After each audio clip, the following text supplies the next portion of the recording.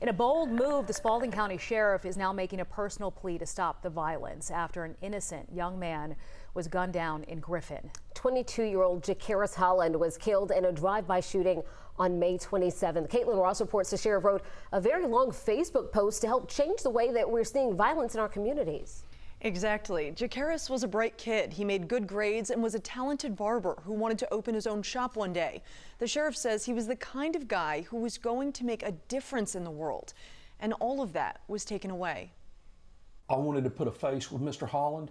I wanted people to be able to look at his eyes and look at his face. Sheriff Daryl Dix has thought a lot about Jacaris Holland since he was killed leaving a graduation party last weekend. It just hit me, really hard, especially about him, because of the kind of person that he was, and that he's the kind of guy that you want to be around for the future, that you want to help build a community around. Sheriff Dix says Holland was driving home alone when a small silver car pulled up next to him on Hill Street and started firing. While investigators believe the suspects have gang ties, they're clear that Holland does not. He was not that guy.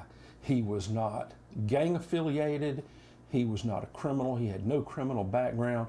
He was working hard on his education. Dix says gang activity has been increasing in Spalding County and across Georgia over the last few years.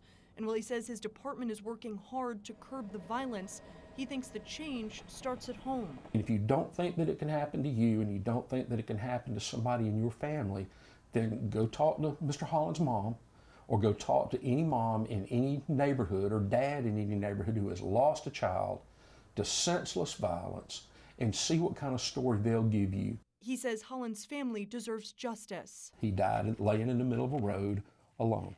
That shouldn't happen to anybody's child. The sheriff says his office is actively working on some promising leads, and they hope to have information on an arrest soon.